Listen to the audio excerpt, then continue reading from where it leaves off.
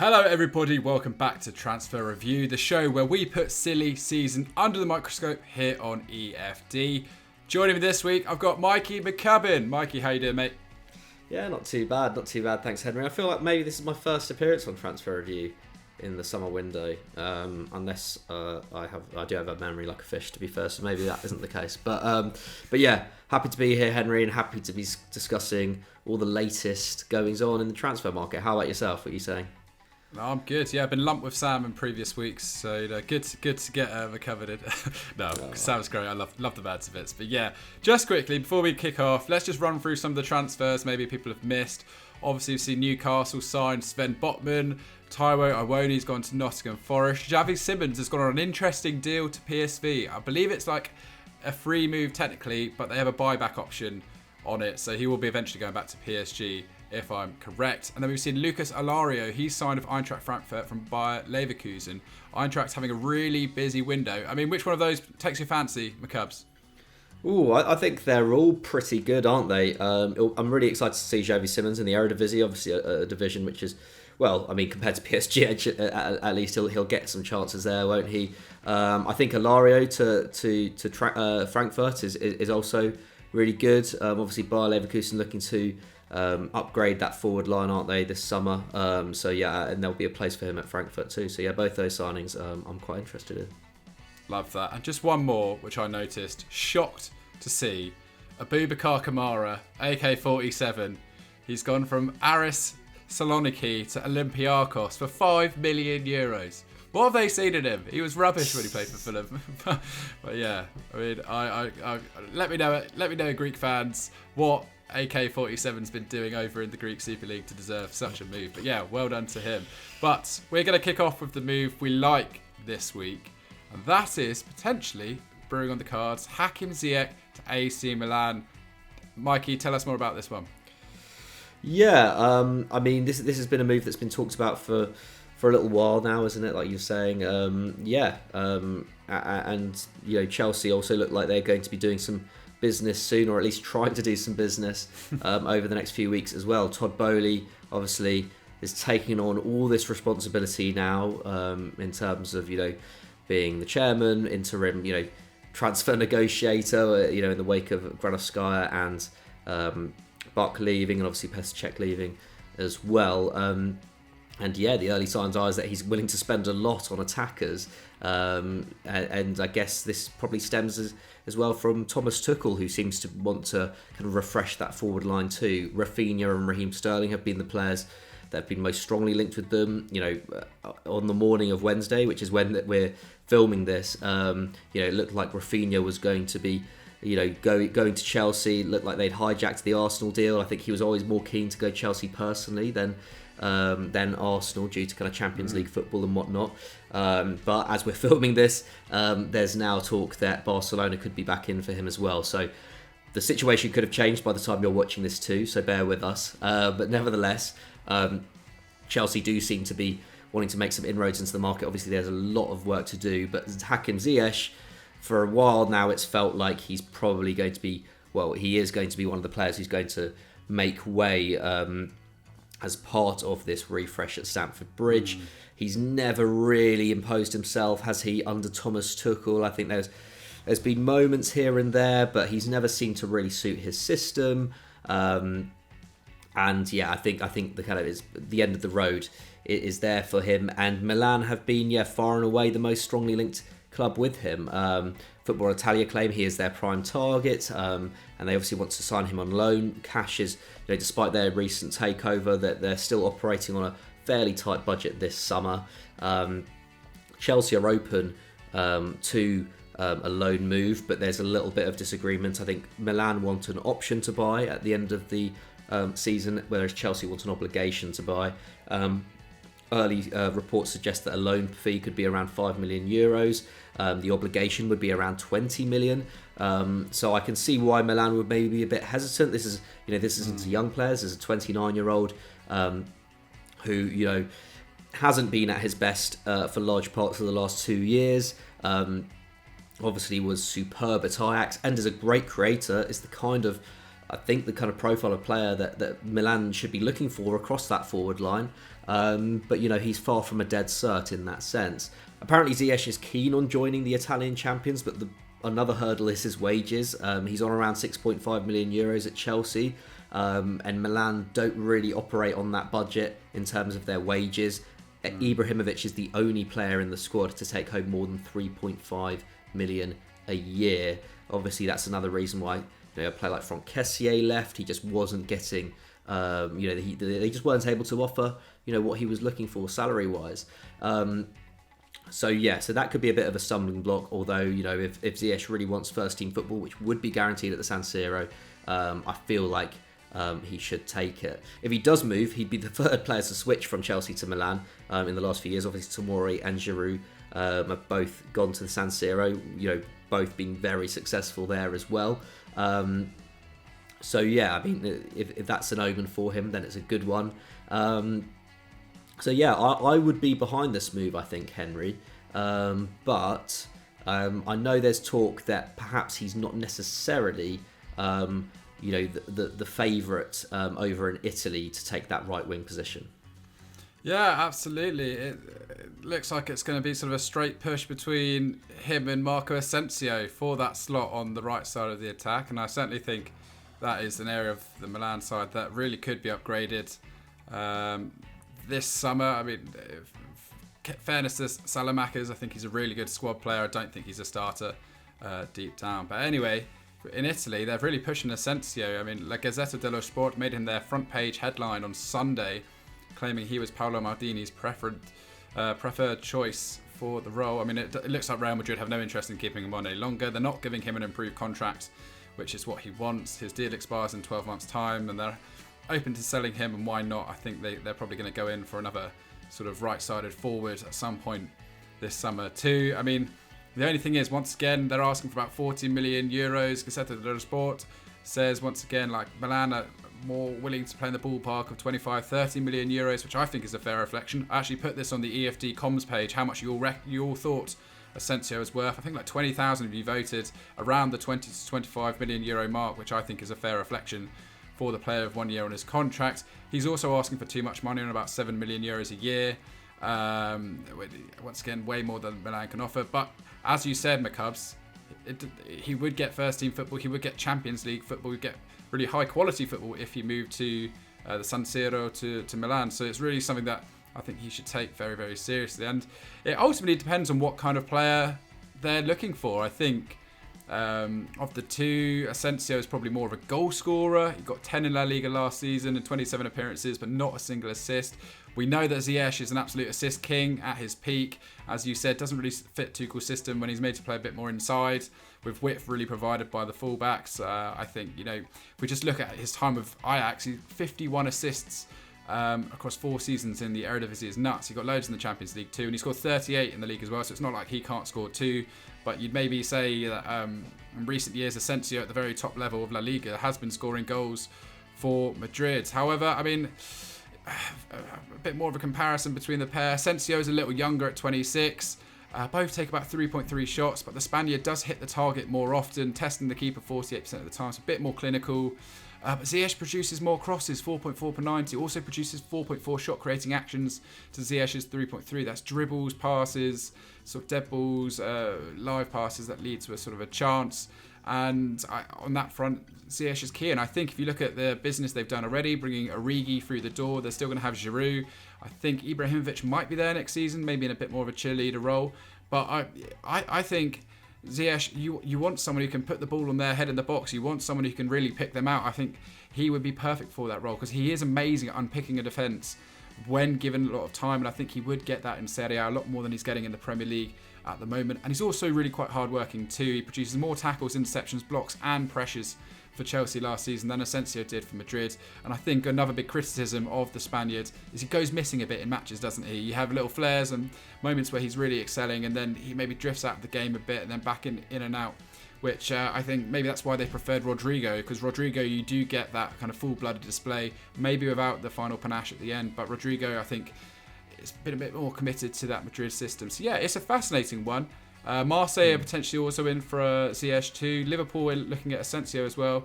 But if I was Milan and I was looking to put the money in, I know he's older, But I would go for Ziyech. I think for 4 years, you get a really good player out of him. I would go for Ziyech for that kind of money. I mean, McCubs, what would you do? Who would you pick?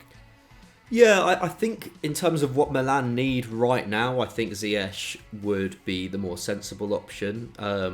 I think he'll command less in terms of wages as well. I think it will just be generally a less expensive deal for them. But it kind of depends. Yeah, if they can get a kind of central creator, then Ascencio makes a little bit more sense. But at the moment, yeah, they really lack creativity in that forward line. And I think if they want to go to that next level, Ziyech is one of those kind of players who I think Pioli can use really, really effectively over the next 2 years. And then maybe they can kind of come to a, get a more long-term solution in there after that. Yeah, absolutely agree. Let us know at home what you think, whether Chelsea are making a mistake in selling Ziyech or if they should just be jumping at this opportunity to go to Milan.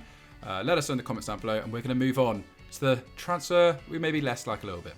Before we begin the second half of the show, a quick reminder to subscribe to Euro Football Daily if you haven't done so already. Hit that notification bell as well so you don't miss a video. If you are new here, we make videos about European football every day. And yeah, during transfer season, we're discussing this stuff every single day. So yeah, make sure you're locked in. But Henry, we're going to be doing a little bit of an overview here.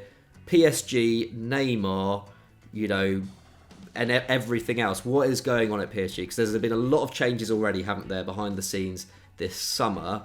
What do you make of it?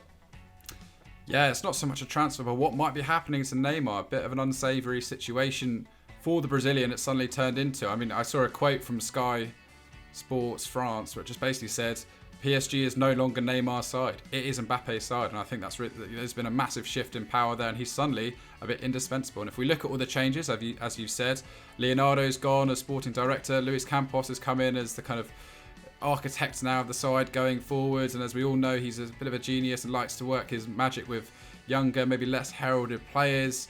We've seen Pochettino go. Christophe Galtier is on his way from Nice. We've replaced him with Lucien Favre, which I think is an all right deal, to be fair.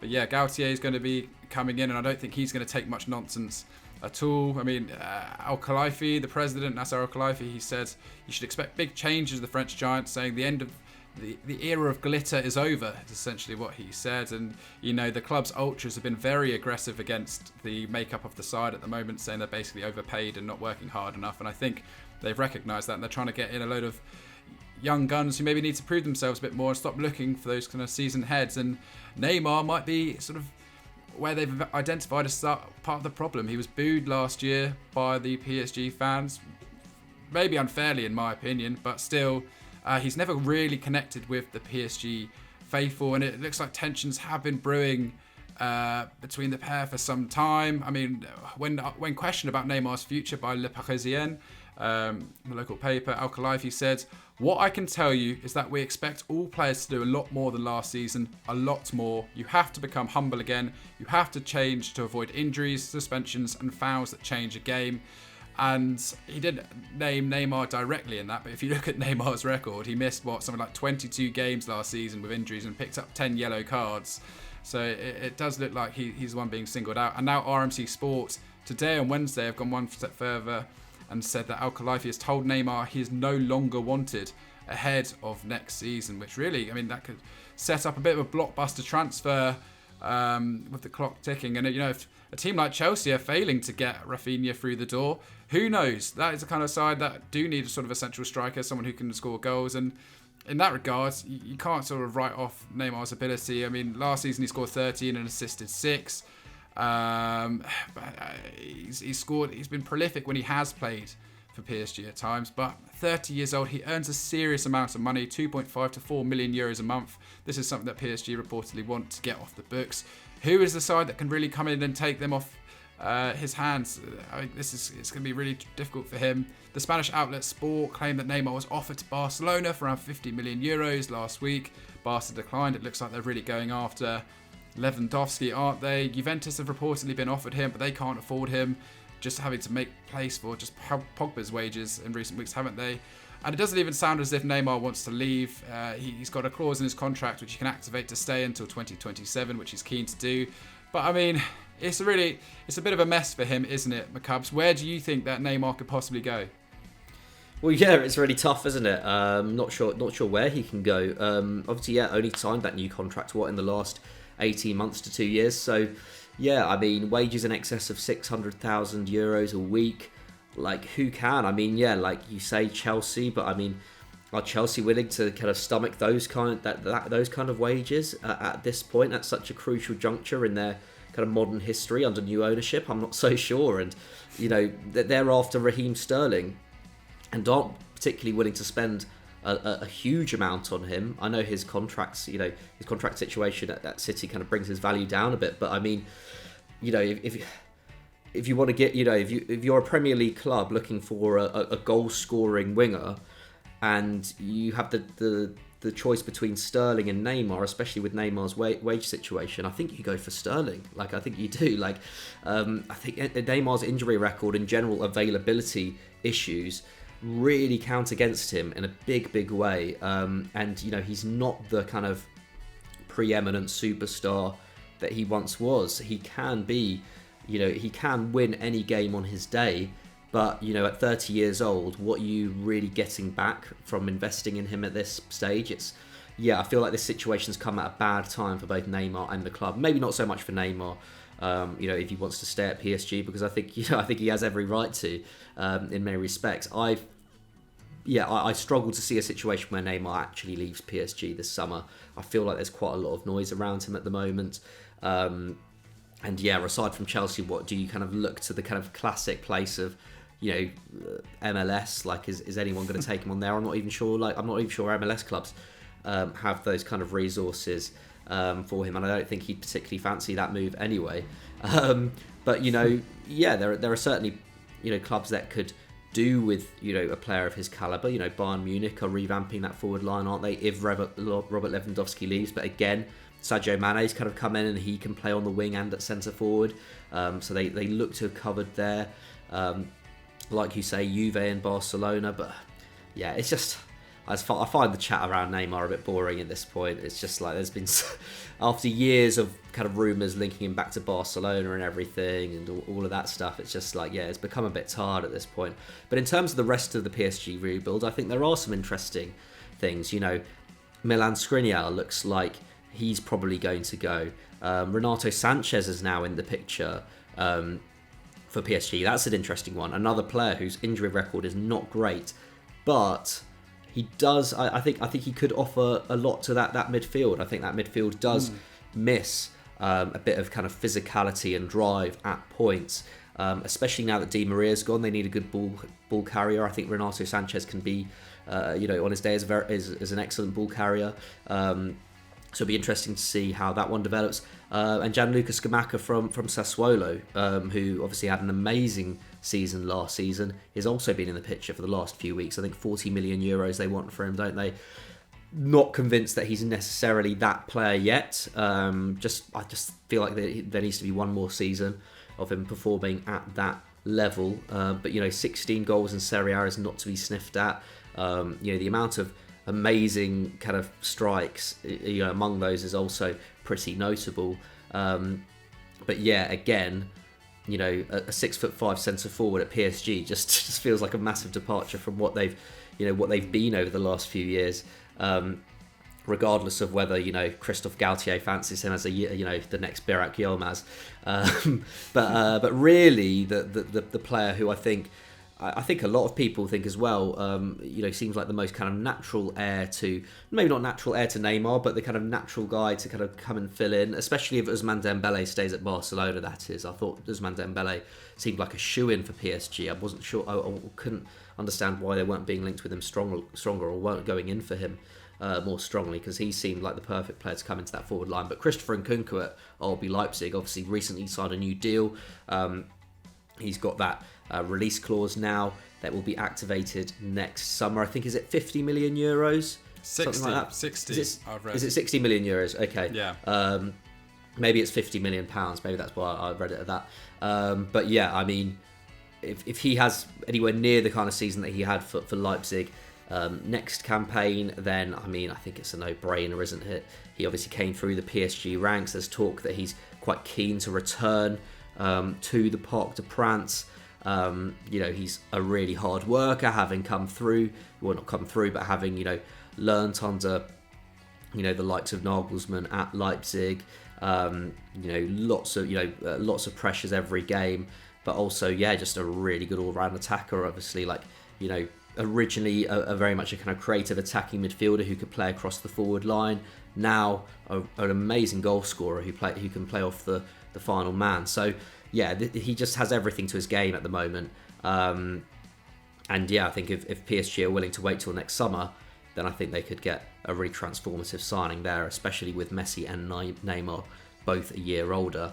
It would be really exciting to see Nkunku and Mbappe play alongside each other. But what do you reckon, Henry? Do you think they should wait for Nkunku, or do you think they need to add to that forward line this summer? No, I think if they get Scamacca in, then even if they just play him as a central striker with Mbappe and Messi off him, I think that would be more than enough to succeed next year, maybe domestically, perhaps not in Europe. But I think Nkunku looks like an inevitability, and he is, as you say, a bit more of a sort of similar ilk to Neymar, would be a bit more of a replacement. I love the stats. They both completed 84 live passes that led to a shot last season. So if you're looking for similarity between the pair, there it is right there, although Neymar did play a lot less. So I think Nkunku would be a brilliant signing for PSG, and if to wait 1 year and get him for 60 million euros, that's nothing in PSG terms, is it? So I think that is kind of the future. Neymar out and Nkunku in. But guys at home, what do you think is going to happen to Neymar? Who do you think can even get him? Who can take him? Because I think he could go anywhere at this point. It could be quite wild to see. Let us know in the comments down below. Mikey, what should the EFD fans go and check out now? They should go and check out last week's Continental Club. We spoke about which clubs are losing the transfer window across Europe. So go and check that out. Love it. All right. Subscribe to the channel. All of that. We'll see you next time. Bye-bye.